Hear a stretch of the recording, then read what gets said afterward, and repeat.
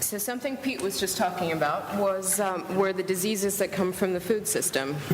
And here we've got a picture of a couple of the short-run risks and short-run diseases that people talk about. There's swine flu and avian flu. And when you think about our feedlot system where animals live very close together, the only way to keep them really from getting sick is having feed that has low-grade antibiotics in them. So you've got antibiotics in the feed, and now you've got these diseases emerging and resistance to antibiotics that then are passed on to us as we eat. So now these traditional diseases out there like TB, malaria, cholera, and so on, now it's very difficult to treat them. So it's not just swine flu, avian flu, it's difficulty we now have in treating the diseases that have been around for a long time, some of which were eradicated, or so we thought, and now they're coming back.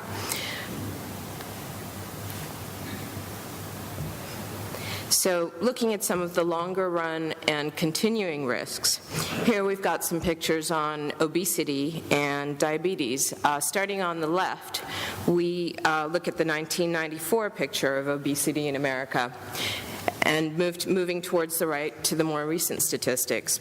As the pictures get darker, you can see that obesity is on the rise very rapidly, and this is only a 15-year snapshot of how things are evolving. And the regions where you have greater obesity, as you can see, we have diabetes. Right now, based on 2008-2009 statistics, 1 in 3 children are obese or overweight. So looking forward, this means that 1 in 3 adults is going to end up with type 2 diabetes. And that is a remarkable, remarkable statistic. And this really comes from the way we eat and our food system. Currently, the CBO estimates that spending on health care will end up being very close to 50% of GDP come sort of somewhere between 2050 and 2080. That's where we're going to get. So that is clearly a serious growth industry. But we're spending on this new disease, and we're not really coming up with any solutions as to how to slow it down, slow down the onset, and really how to effectively treat it. At the moment, and what's particularly interesting is our situation, healthcare expenditure relative to GDP in the U.S. is about 5% higher than it is in any other G7 country. So our problems are much more extreme than other industrialized countries. This is a snapshot of the factory farm incidents in the U.S., and this has been on the rise. As we have a demand for greater meat, the demand for, or the supply has come about from these very intensive food systems, these systems where animals are confined in small pens, or in the case of chickens, in small chicken houses where they can't move.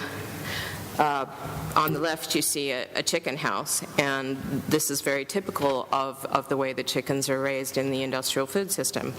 You use growth hormone, you use intensive feeding, again with low-grade antibiotics, and currently, a chicken comes to market in 48 days, and that's very different from what we saw originally.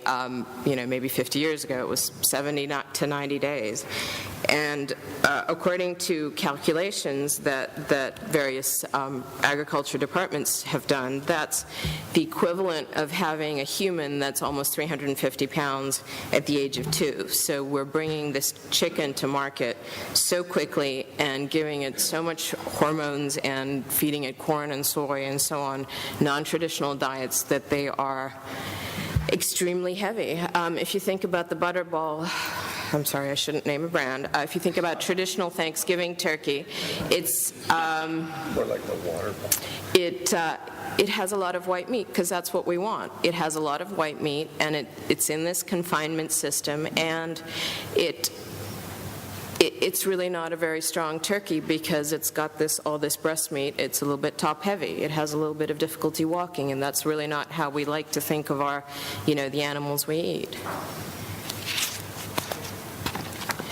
So I think this is the slide that Pete was talking about. I hope I'm not making anyone hungry.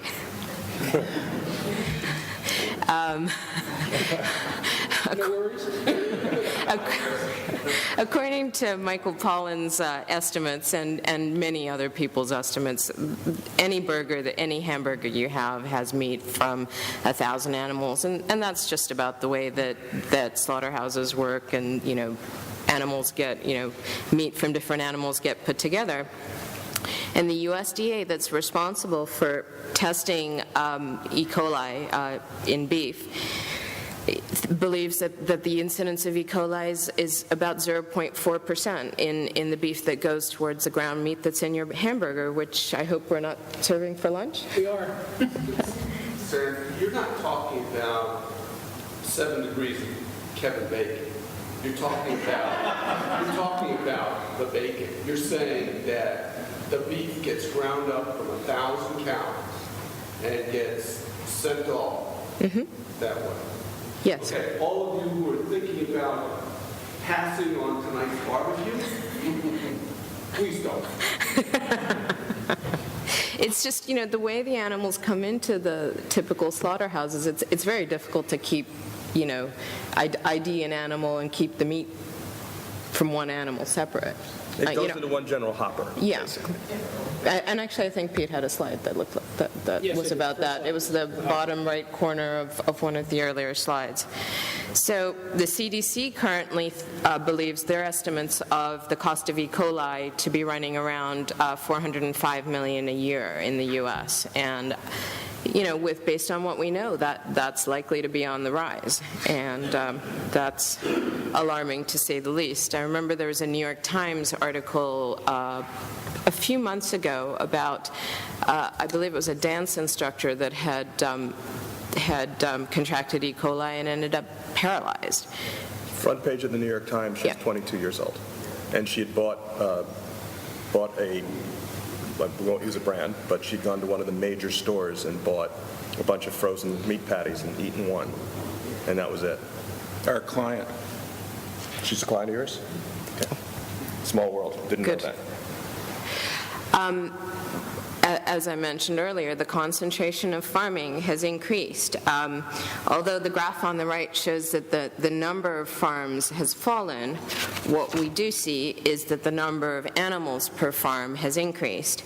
In 1993, which is the left end of this graph, the number of farms with 5,000 plus animals, hogs on them, were less than 20%.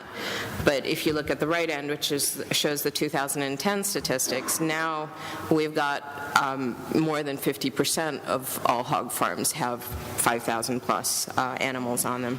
And farms of this type produce really extreme pollution.